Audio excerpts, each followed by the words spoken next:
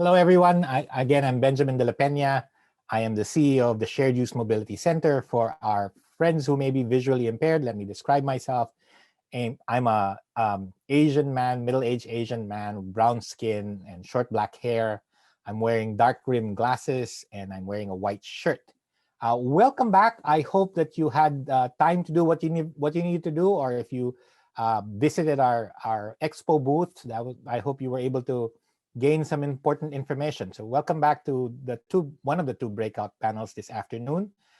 This one is entitled From Distribution Infra to Distributed Infra, the Changing Geography of Service and Supply Chains. And it's a switch for us, because usually we talk about moving people at the National Shared Use Mobility Summit, but that line is blurring. We're going to talk about moving goods. And I have an exciting panel with me today. The rapid changes in transportation technology we see is reshaping not just the way we move people, but the way we move goods. At a deeper level, it's changing the shape of our service and supply chains. And the question we want to ask in this panel is, will it also change the shape of our cities and the nature of work? What are the implications? I've got three great panelists. I'd like to ask them to turn on their cameras. And they represent kind of different slices of the supply chain, or the layers of delivery, rather, right? So we've got Kim Gaston, who is the CEO and co-founder of Chewbox. We call that the service layer. Dr. Anthony Townsend, who is an urbanist in residence at Jacobs Institute at Cornell Tech, also an author of Smart Cities and Ghost Road. He's all about the hardware and robots. And Gordon Bronson, who is the head of urban innovation at REEF Technologies, who are expanding rapidly in terms of real estate and their availability in the city. So let me ask each of them to briefly introduce themselves before we jump into our first question. So gentlemen, could you that's the other break here. This is our first panel for the whole summit. So we sort of apologize for that, but we've got a great panel anyway. So I'll let anyone who wants to go first say a little bit about yourself and describe yourself visually.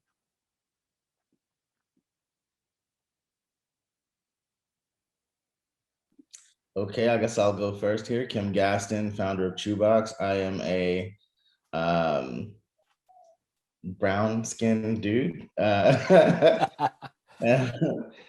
rocking Chewbox merch, a Chewbox t-shirt. I have so many questions about this descriptor. But basically, Chewbox develops the operating system for ghost kitchens, and you'll hear, I think, throughout this panel, the emergence of ghost kitchens, cloud kitchens, and community kitchens. But basically, it's the use of otherwise stranded assets, the repurposing of stranded assets in order to better utilize space, technology, to essentially enable people to set their meal times, get a diverse array of different meals cooked within the same kitchens, just to save time and money on the operations side. We really see ourselves as a vehicle that enables things that you would never think could be utilized for the purpose of prepping and cooking meals, to ultimately be used to transform access within a particular geography. So Chewbox really just develops the operating system, the software that empowers companies that want to begin their journey as a ghost kitchen to serve their customer. Thank you, Kim. Gordon? I can go next. Hey everyone. Good afternoon. Really exciting to be here, and exciting to be with such a great group. My name is Gordon Bronson.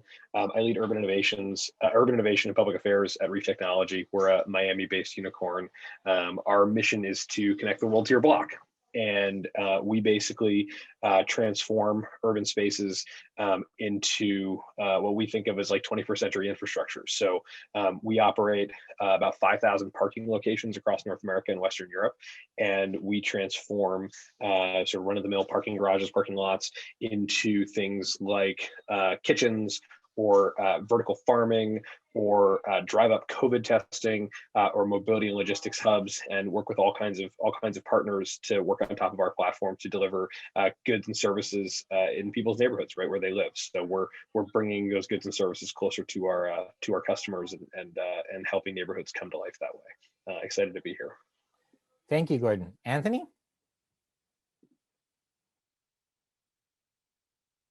I'm a white man with short blonde hair wearing I guess a checkered shirt in a very untidy office with all kinds of stuff taped to the wall behind me. And you can't really see it, but there's a typewriter back there too. So I'm coming at this from perspective of an urban researcher and a forecaster who's been looking at emerging technologies for about the last 20 years and the impact that they have on cities, and more importantly, the way that cities shape the trajectory of technology. And I published a book last year that was looking very long range at the future of automated mobility. And in the course of doing the research on that book, pretty early on, it became clear that goods movement was where the rubber was going to hit the road, so to speak, with automated mobility much more quickly in ways that shape our communities with much more impact than passenger transportation, where we've seen, billions and billions of dollars and not a lot to show for it yet. And where it has shown up, it's been, mostly in a handful of Sunbelt places, which are now unfortunately on the verge of being uninhabitable. So I started focusing in on that about a year and a half ago. And more and more, what's started to concern me is that all the same forces that are pushing us towards kind of vertically integrated monopolies in the mobility services space are also present in the last mile delivery space. And so I've been thinking a lot, writing scenarios, looking at ideas in various different design frameworks for thinking about how we try to use this technology and structure markets for automated goods delivery to be more inclusive and more circular and more sustainable, and to avoid a future where one company basically moves all the goods for us. So that's my number one priority. Thank you so much, Anthony. And I want to pursue that in a while because that's really has real deep implications on equity and sustainability, right? But let me start first with a question to everyone. And we had the pandemic, still have the pandemic, and when we were all locked down, delivery services blew up and expanded, right? And everyone was ordering from their meals and everything else. And so we on the consumer side see that expansion, but we didn't really quite see what were the logistics that happened behind that. And so I'd love to get your point of view from everyone of what did you see happen in the last 12 or 18 months? And what of those changes are going to be significant forces and permanent forces as we turn this inflection to this new world, also in the context of the climate crisis and the equity crisis that we have in our society? What does this change in the logistics mean? And I'm going to turn back to Kim maybe to start with that, and then let Gordon and Anthony answer too. So, I mean, in general, as kind of a governing principle, software is eating the world, right? So anything that can move from atoms to bits will. But there's these weird categories that I call hybrid categories, where the thing always involves atoms, so it's never going to be completely digitized, right? So at best, software passes through it and it becomes an optimized version of its predecessor, right? So when you look at the space of food, that happens to be one of those categories. Silicon Valley specializes in the bit-driven categories, right? Things that require some extra money for some guys like me to sit in a room with computers and throw code out into the cloud that people can use in the cloud. They like those kinds of solutions. When they look at things that are more hybrid, that require people and a bunch of CapEx, right? And for those who aren't familiar, CapEx is a capital expenditure. It's really just like, in this particular example, it would be leasing, a parking lot, or or in REEF's case, which I mean, you guys own a lot of. I mean, I think you own the management companies, but or it would be paying for a bunch of huge ovens, for example. Like, so all of those kinds of expenditures, Silicon Valley doesn't really like that. So you saw this hesitation, even though you had companies like Munchery, et cetera, break out into the space years ago. There was this hesitation to really jump into these hybrid categories. So what we saw with COVID was at the very top, when you look at Silicon Valley, it forced them to have to rethink food. So in the last batch of Y Combinator applicants, you saw a lot of folks focusing on food. Luckily, we had already been there working with some great folks. We started, initially Chewbox was trying to solve a very niche problem, which was, how do you give school teachers the same dignity that you would give to a Google employee? In other words, the Google employee gets breakfast, lunch, and dinner, right, for free. And we know that school districts are not going to do that with school teachers. But the food that school teachers get exposed to is just atrocious. It's like, it's really sad, right? Because many of them work in food deserts on one hand. On the other hand, they have the choice of paying 4x the amount the kids pay for cafeteria food. So we just thought, what if you could use an app, a ghost kitchen, and a temperature controlled delivery bag to give teachers the same culinary experience in their teacher's lounge that you get in a business class lounge or a first class lounge at an airport. So have world-class chefs making soup, salads, and sandwiches for school teachers, right? And reduce the costs dramatically. So when COVID hit, we saw our customer disappear. Schools shut down. And we obviously had to pivot, but what you started to see was the breakdown of all this archaic infrastructure. We don't think of it that way because we've been living with it the whole time, but in a world where you have a smartphone, right, it makes no sense to stand in line and wait for food. It makes no sense for kitchens to make food in the order with which your transaction process through the POS system. It makes no sense that you go get food.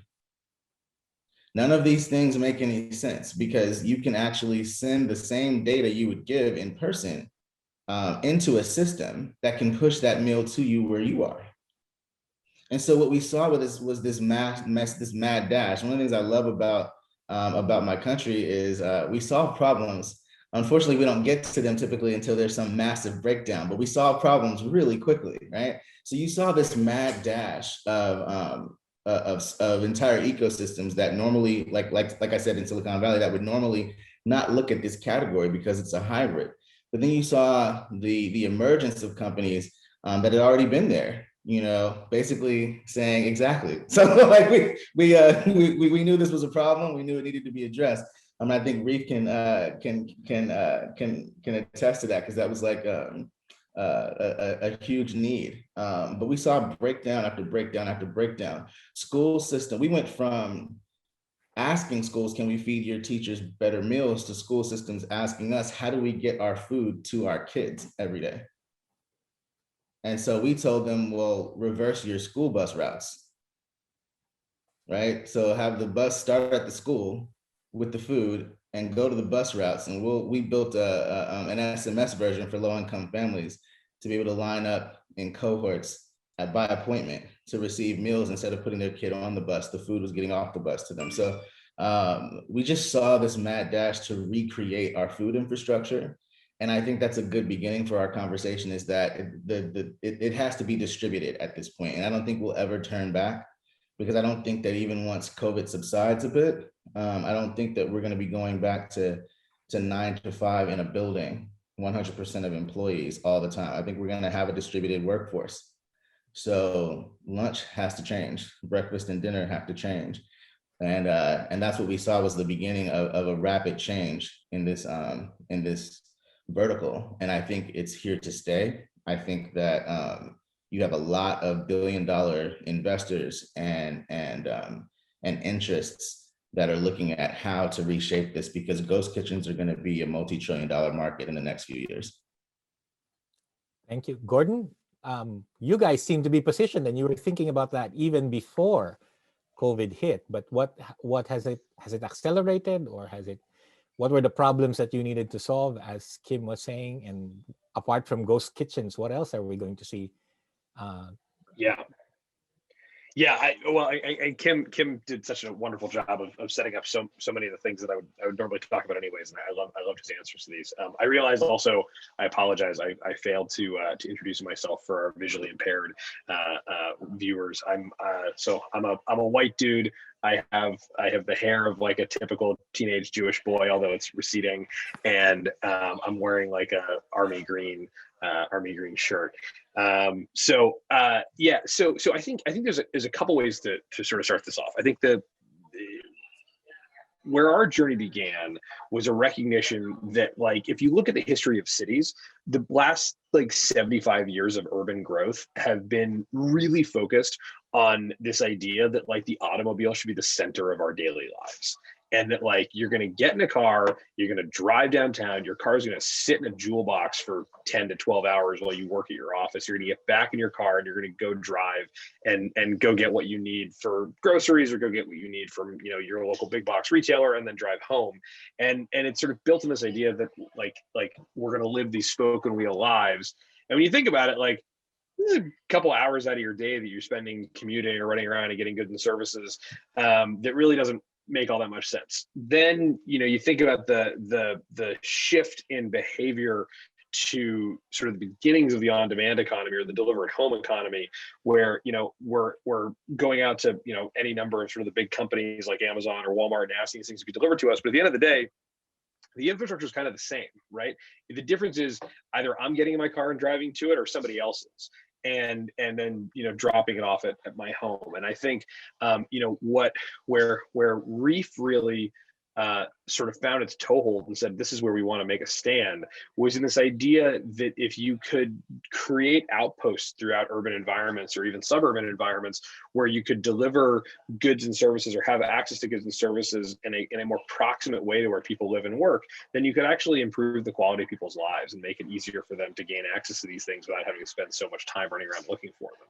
And so, you know, some of the most interesting work around this is being done out of, you know, Mayor Anne Hidalgo's office in Paris, and work being done with Carlos Moreno, who's been sort of the great academic theorist working around this idea of the 15-minute city, and this idea of, you know, what if you were to design cities, or what if you were to redesign cities in overlapping neighborhoods in a way that everything that you could want in your day-to-day life, you'd have access to within a 15-minute bike ride of where you live. And then you build the city around concentric circles in that sort of 15-minute radius. And like, what would that do for people's lives? So those are the kinds of things that we were talking about pre-COVID. And when we looked at sort of the trends in the delivery economy, the trends in the economy overall, we said, okay, these things are going to happen over, call it the next 10 years. Then the pandemic hits. Everyone's at home. And the changes that we were thinking about over the next decade happened in like 4 months. Our CEO and founder Ario Jalvo has this great photo that he took on his iPhone, cruising in like New York City traffic, where he saw like basically an ambulance trying to get down the street, an emergency services vehicle trying to get down the street in New York, and you had a Coke delivery truck on one side and a Pepsi delivery truck on the other side, both half up on the sidewalk, blocking the road and making it so that the emergency services vehicle couldn't get through. Because at the end of the day, we've become so accustomed to the oversaturation of these uses on our sidewalks that we don't even notice that we're using public right-of-ways for storage for commercial goods and services. There's something kind of nonsensical about that when you really break it down. So, you know, we asked the question, how can we do this in a way that utilizes already existing space in cities, for us that's parking lots, and brings those goods and services in a faster way? So we're using technology, we partner with great companies, we also are building our own technology around how to optimize for the delivery services that we want to get into people's homes. But at the end of the day, it comes down to, how do you create infrastructure that will actually allow for these kinds of changes in the urban environment? Because we can build software and we can build technology solutions, but we also need to build, as Kim was putting it, it's, you know, it's the digital and the physical together that will make this ultimately work. Because at the end of the day, while so many things are going digital, somebody still has to get, you know, the sandwich to the person's mouth, the goods to the person's door. And so, you know, where we see the big opportunity is in continuing to rapidly accelerate the speed at which we can get things to people's homes.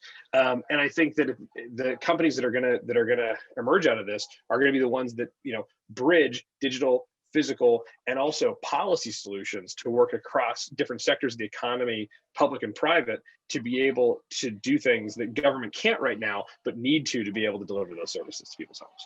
Thanks, Gordon. And Kim and Gordon, I'll come back to you guys about the implications of what you just talked about. But Anthony, come back and tell us about, Gordon said in four months accelerated what they expected to happen in a decade. And you've been watching signals in the future. What are you seeing? And tell us about what else is accelerating. Yeah, I mean, I think that probably the clearest indicator of what's happening is the vacancy rate and the price of industrial real estate, which was already, there was a crunch before the pandemic, and it's just become like an all-out land rush.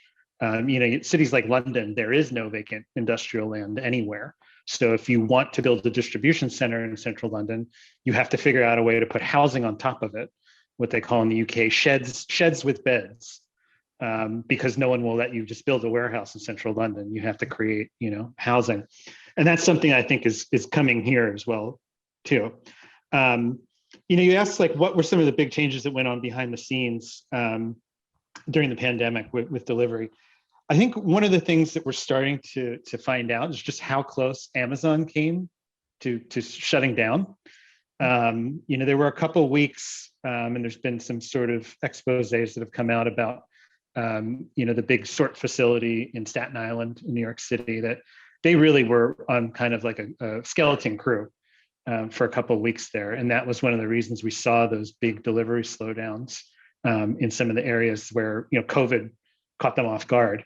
And the big story, I'm focused on automation, but the big story of last year was workers, right? And the ability to summon up a huge workforce with very little notice and get them out on the streets, somewhat protected, although many people were put at unnecessary risk.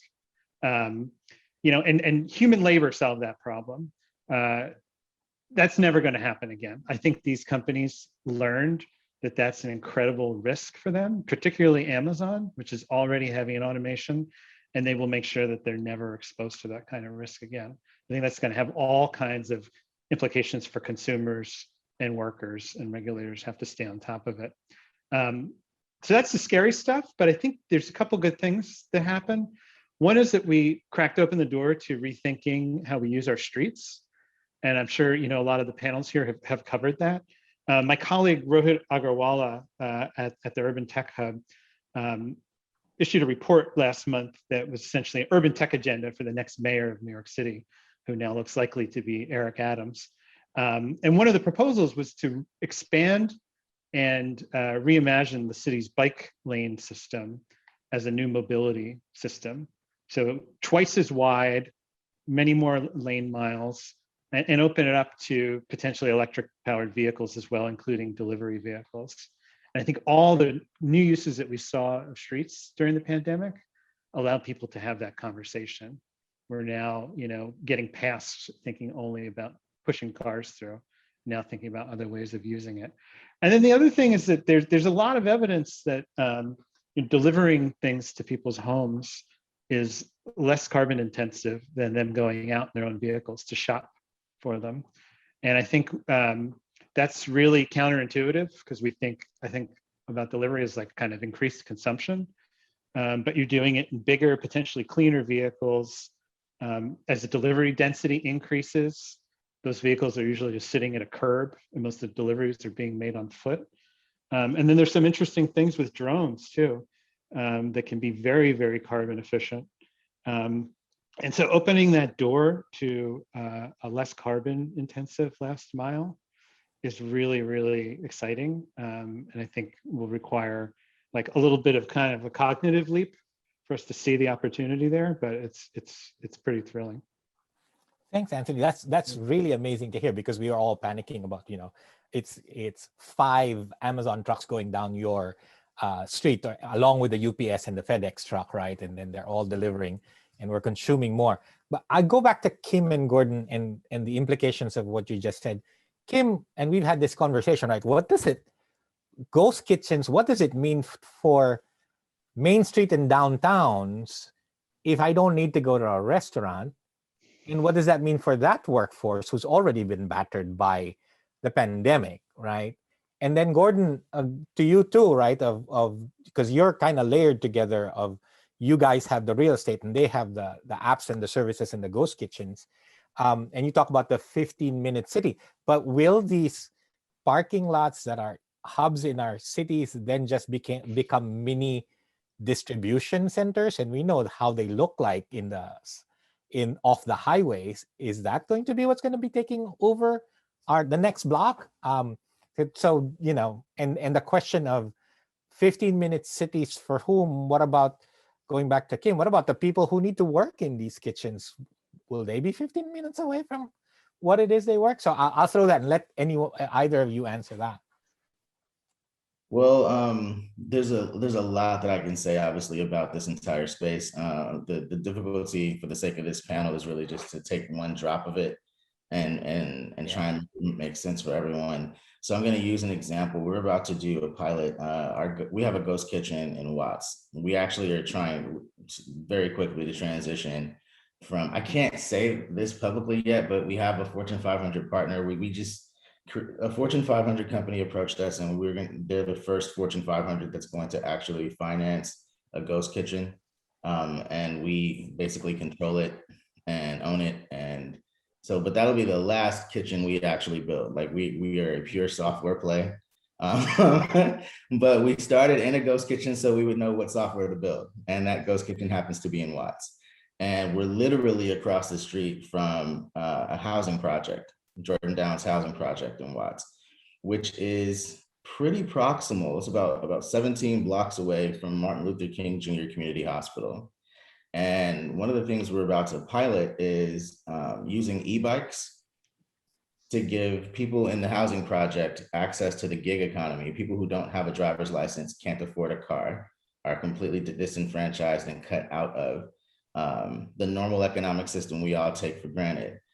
For them to be able to literally walk across the street, grab an e-bike with a temperature-controlled delivery bag filled with meals, and ride the e-bike all the way to MLK Community Hospital to feed first frontline workers their lunches.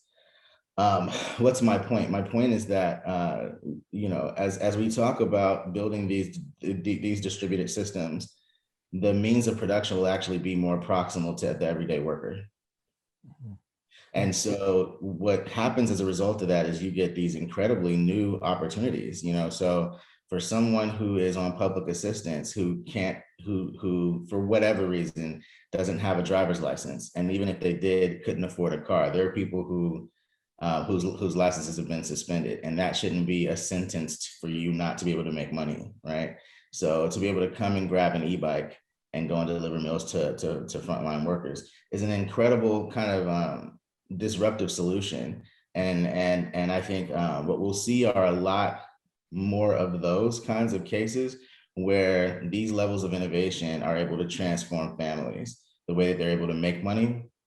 On the flip side, ironically, you know, we started out trying to give school teachers the dignity of a Google worker, but now Google is trying to figure out how to get its employees who are remote meals every day. So, so even if you're not low income, if you're the executive, you know, who's also a mother, and you're working remotely and your children are at home, you'll be able to set your meals for like the entire week or month, not just for yourself, but your children when you're remote, and have those meals show up hot and delicious and ready to consume. So it's an entirely different paradigm where things get a bit more efficient for everyone.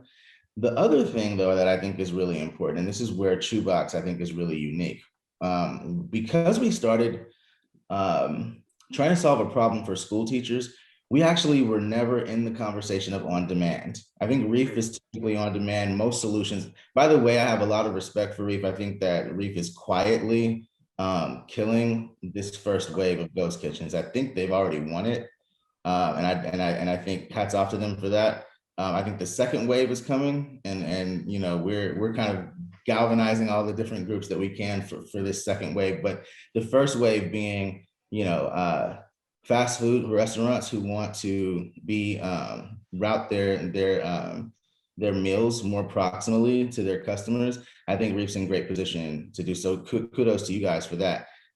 You know, I think that there's a lot of room in this space, because you have Fortune 500 companies who are trying to figure out how to feed their employees.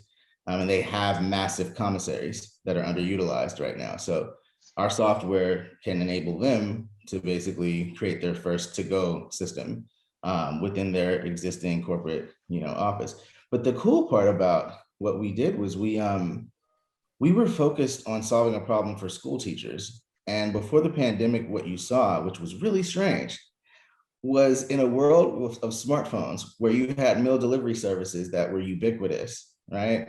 School teachers were still coming to school at 7:30 in the morning with a sack lunch. And the question was why? Like, we were like, why is this? Or they don't come to school with lunch at all and they dart out at the bell to go to a fast food place. Why? The answer was actually not about money. It was about timing. So they're working and they only have a half an hour between bells to consume meals and be back on duty. And they're usually working up to the bell or even after the bell rings. They don't have the time to coordinate having food be there when they need it to be there, exactly in the window they need it to be. So that's something that we're also addressing. And in doing so, we created a calendar-based model for that. And in doing that, what we realized was it actually cuts costs significantly. So if a kitchen, so right now when you're doing on demand, you're always guessing about supply and demand. You're always guessing how many people are going to order from us. And so on high demand days, you sell out of the item everyone wants. On low demand days, you're overpaying for staff, right? And so we kind of solved that problem by creating a calendar-based method.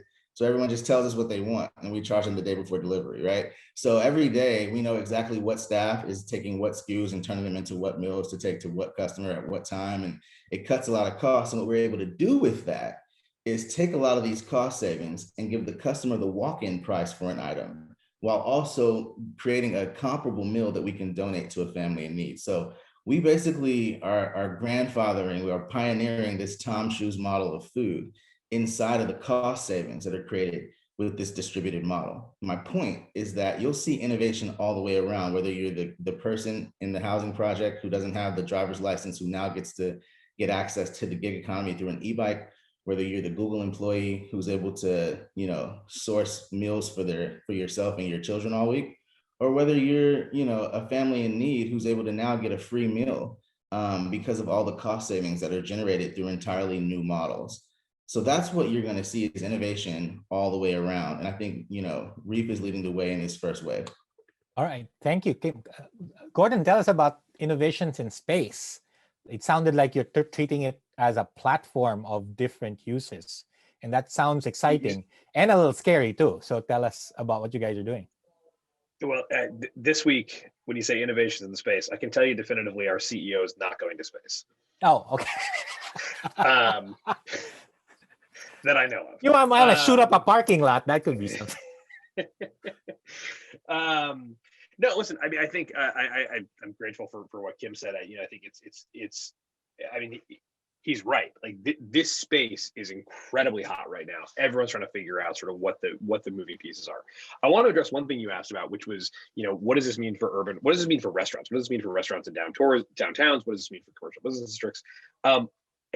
I actually fundamentally believe that done well, whether you call it, you know, ghost kitchens, or we refer to them as neighborhood kitchens, whatever you call these sort of these delivery focused kitchens, at the end of the day can be an accretive piece of the restaurant ecosystem.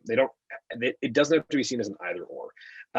I think that when we partner with restaurants, I know that when we partner with restaurants, we're adding capabilities for them to deliver into new parts of the city or to deliver to new cities entirely, right? So it's not just about replacing their existing inventory and being able to say like, oh, you're not going to have walk-ins anymore, we're going to deliver all your food. No, it's about creating new audiences and access to new constituencies, which is really fun and exciting. So we've been able to work with brands and help them scale to entirely new areas. And at the end of the day, I see these things as sort of being able to sit in the same ecosystem comfortably together. In terms of like what the space looks and feels like, we have thesis around sort of the ways in which we're building our spaces, and we have a couple different ways in which we approach that. So you could walk up to one of our sites right now. I'm currently sitting in Miami, where our company is headquartered. You could walk up to a site that's about 5 blocks from our corporate headquarters, and you'd walk up and you'd see like palm trees and like green space and like a pretty warm and inviting environment to walk up to, something you wouldn't normally see in a parking lot. Like I've worked for mayors, I've worked in city halls, and like when you think about planning from a like an urban safety perspective and an urban like what actually makes cities sort of come to life, like surface lots can be kind of an eyesore, and they can be dimly lit, they can be places that don't feel safe, they can be places that make people sort of want to avoid them.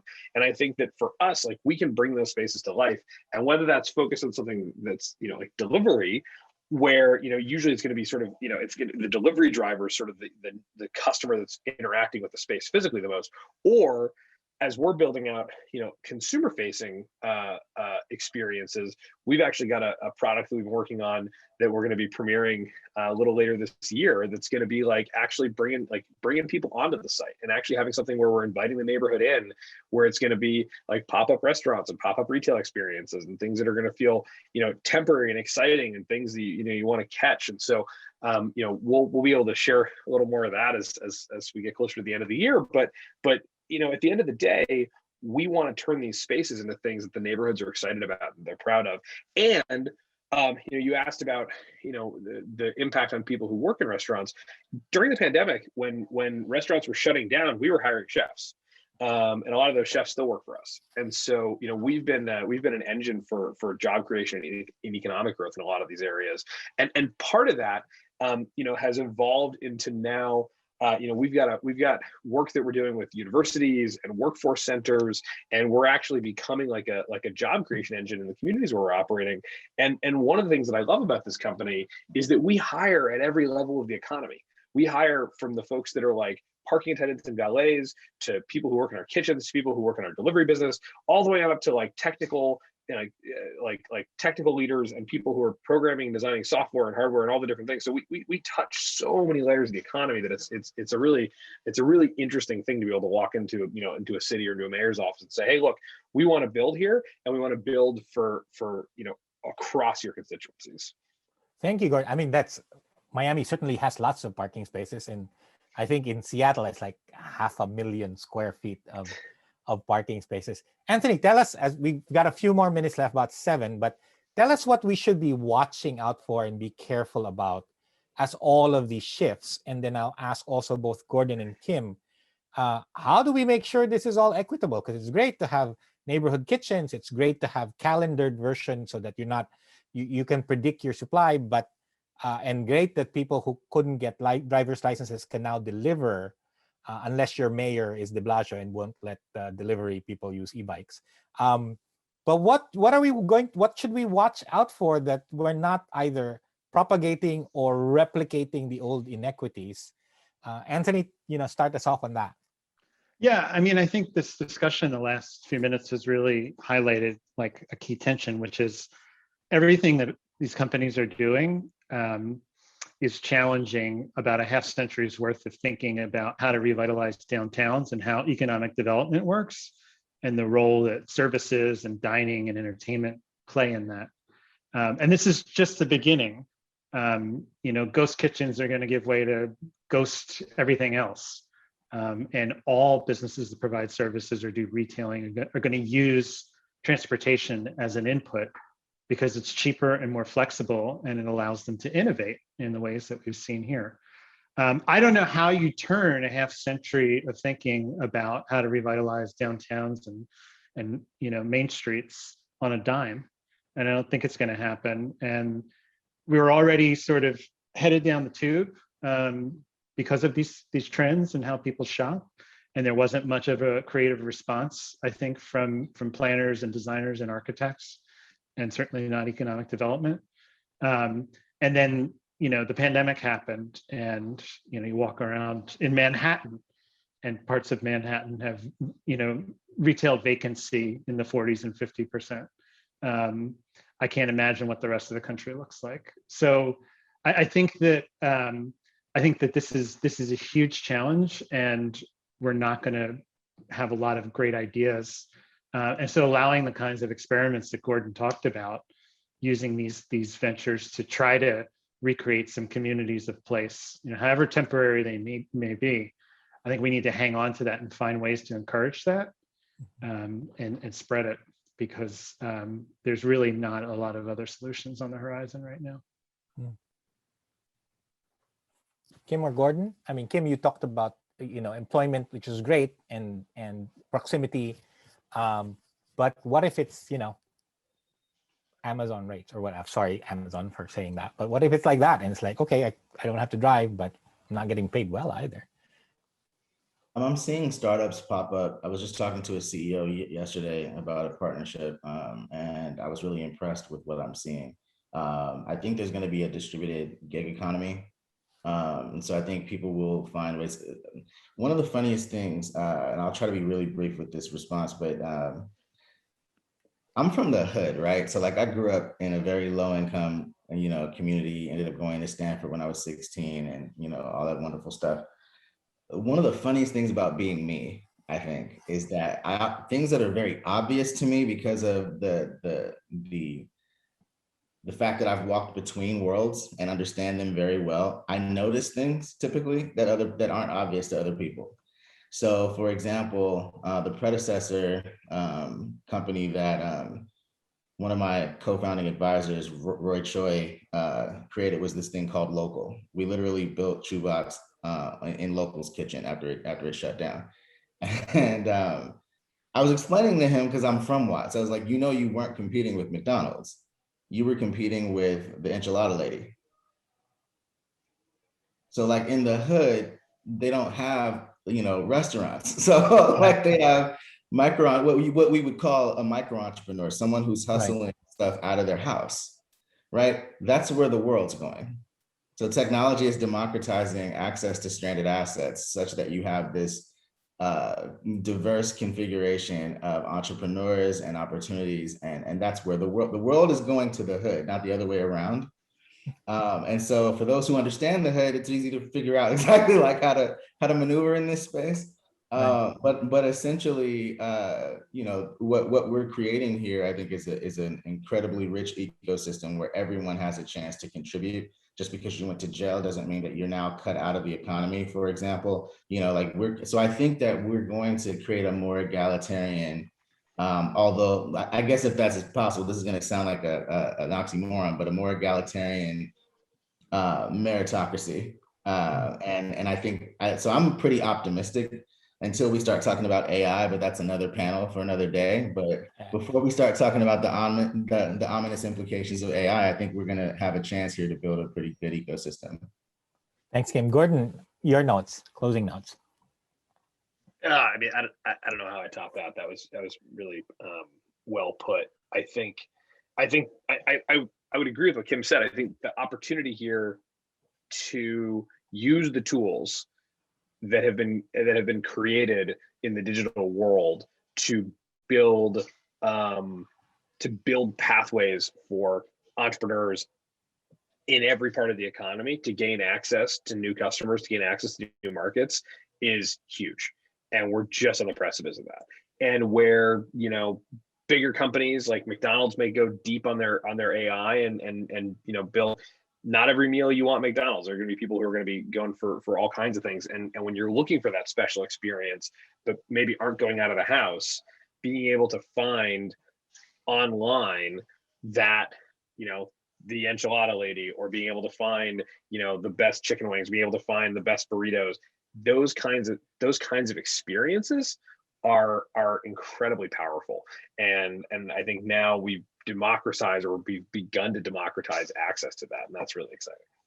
That is really exciting, and thank you so much to this amazing panel. I hope I hear the promise, and I hear the disruption and innovation. I hope we can see through those issues and make sure we come out equitable on the other side, right? Otherwise, the people who are now can ride an e-bike to deliver will be taken over by the robots that also Anthony knows and worries about, and that we create this local proximity, and Gordon, to have shared mobility in those parking lots too will be amazing, so that people don't have to use their phones to get anywhere. Thank you so much, Gordon and Anthony and Kim, for this amazing panel.